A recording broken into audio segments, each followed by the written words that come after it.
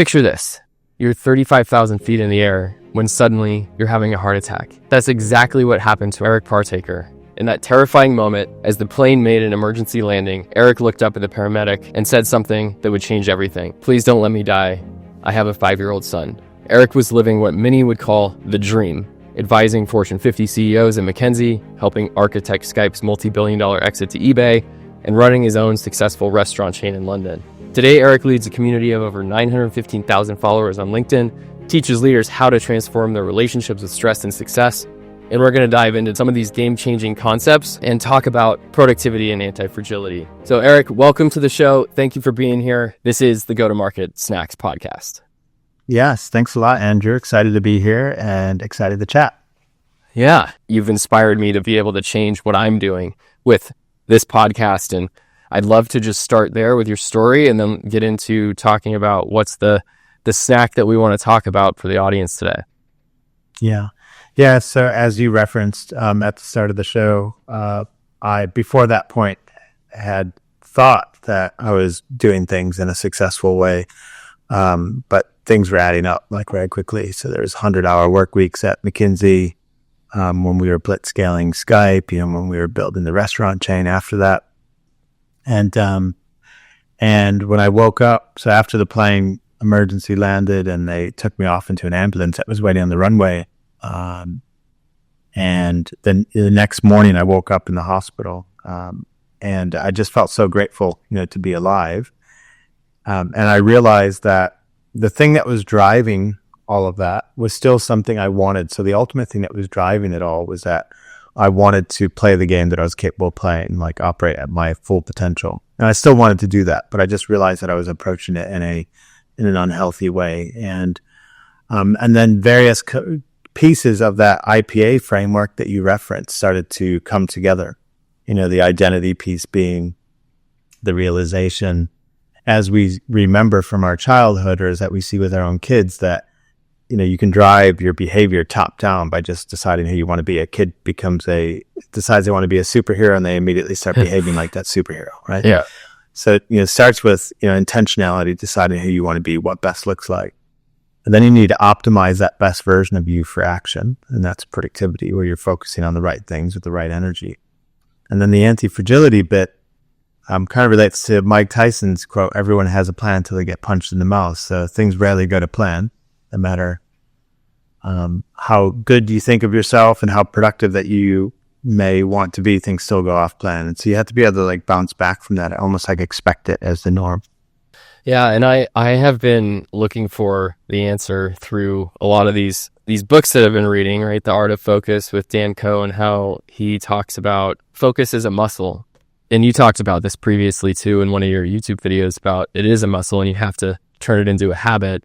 Mm-hmm. And so I've been doing these 30-minute sessions 3 times a week to get into meditation early in the morning and adding that into my daily routine, with now a cold plunge from Ice Barrel and a sauna that I'm thinking about putting in my house and creating this new. It's also can be a little overwhelming of how where to start. So how would you recommend starting with this? Because I've been all over the place of trying everything. So you need a focusing question, and one powerful question that can help in that regard is just imagine that every area of your life is to stay at its current level of performance. And then you want to ask yourself, where's the one area where change would have the greatest impact? So for some people that might be, okay, if everything were to stay exactly as it is right now, the area that would have the greatest impact, they might focus on something within health. But then within health, you have a myriad of things as well. And you can ask the question again. And then they might say, you know what, it's within nutrition. But then you can ask the question again, but what is it? And then they might say it's to stop eating X, whatever that might be. Sometimes the quickest way to improve is actually to subtract something rather than add, or to stop doing rather than start doing. So that's one example. Or you might say the area that, where change would have the greatest impact would be in my business results. In growing your sales, for example. Sales solves everything. So again, okay, so, if everything in my sales were to stay at its current level of performance, where's the one area where change would have the greatest impact? You might say getting more leads in. Okay, well, again, where would change have the greatest impact there? And you might say producing more content, for example, which attracts more leads. So you can use this question to keep going layers down to figure on, to find the leverage, basically. Understood. And I think that is incredibly helpful because you can go in a lot of different directions by reading what other people are telling you to do or taking too much input. But it all really boils down to that one question: what change would have the greatest impact in whatever area it is in your life, whether it's health, wealth, or relationships. And it's almost the envisioning an onion and pulling the peels back and continuously getting to it to be able to figure out, I should stop drinking IPAs. That would have the greatest impact. Yeah, exactly. Now, like your example just there, a lot of people, especially on the health front, typically it's stop doing things rather than start doing things. Yeah. And for me, that was it too. I have stopped alcohol altogether, not from an alcoholic perspective, but I've just found like I can't wake up in the morning and be productive. So anyway, that's for another session. But let's move to the anti-fragility piece, because I heard you say it on a few different videos, but help me with how you think about this and why it's so important and impactful for people. So the way to think about anti-fragility is you have to picture that you're a shipping crate. And so the question is, what's the label on the side of that crate? Does it say fragile, whereby you take a few hits and you break? You might think it says robust. Well, you could take a few more hits, but then you ultimately still break. You might think that it's resilient.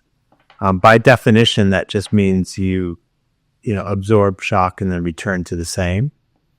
What you really want to be is anti-fragile, the opposite of fragile, whereby the more hits you take, the stronger you become.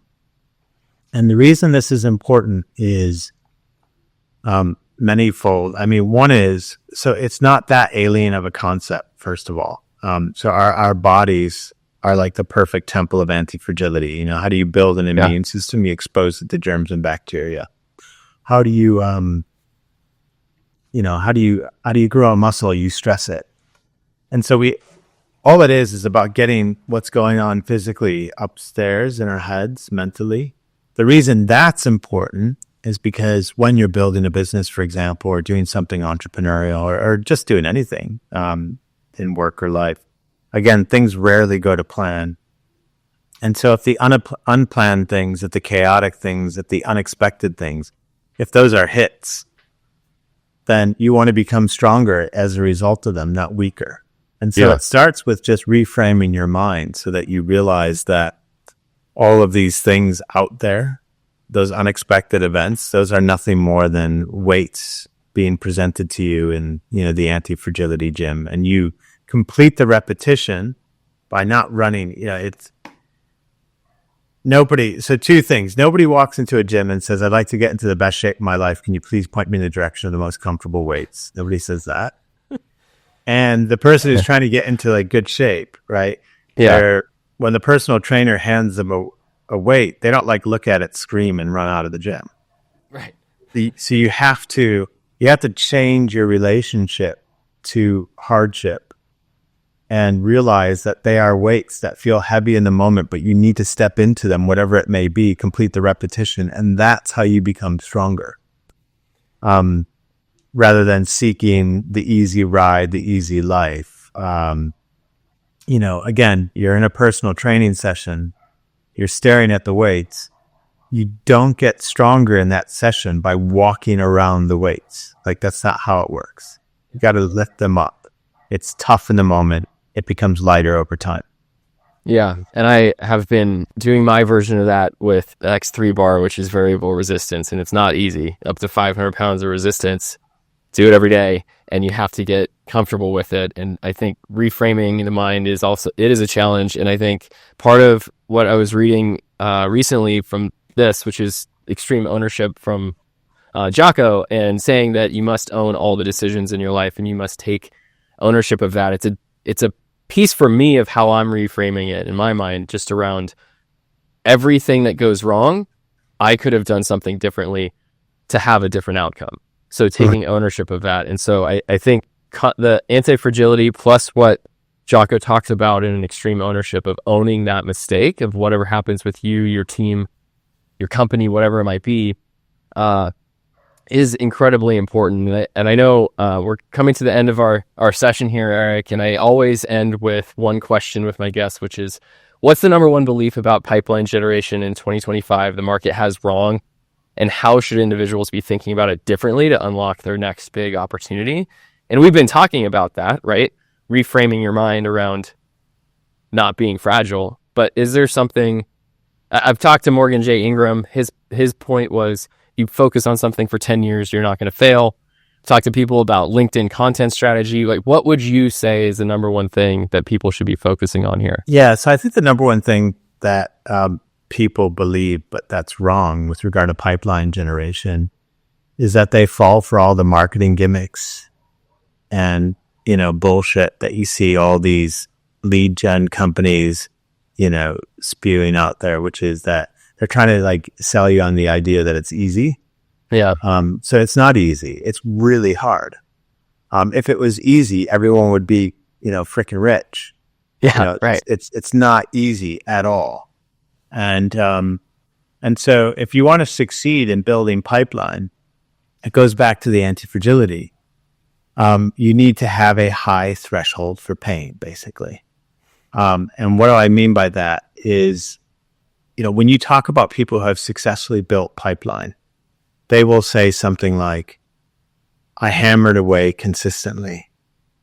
But that's not really the full truth, or the root of it, what you need to kind of fully grasp, because you don't need to tell yourself, I need to hammer away at this consistently to do something that you absolutely love doing. The word consistency doesn't apply in those scenarios. You don't even think about being consistent. You just do whatever it is. So, the next level down is you have to be disciplined. And by definition, discipline is doing something that you rather not do. Again, I don't need to be disciplined to do things that I love doing. And so really, if you develop your anti-fragility and to be disciplined, then to do that day in and day out, no matter what. And that's how, I built the following on LinkedIn from, started posting 2 years ago, and it's nearly 1 million now, because I had a high threshold for pain. Yeah. And just posting no matter what, every single day for, a couple of years straight. And it requires anti-fragility to do that. So if you can become anti-fragile, whereby the more hits you take, the stronger you become, have a high threshold for pain, just do it whether you feel like it or not. That's how you win, I think, in the long term. Well, thank you, Eric, for being here. This is another episode of the Go-to-Market Snacks podcast. You heard it here first. Anti-Fragile is the way to grow to 1 million followers on LinkedIn in less than 2 years. Thank you for being here, Eric, and we'll see everybody on the next session. Awesome. Thanks a lot.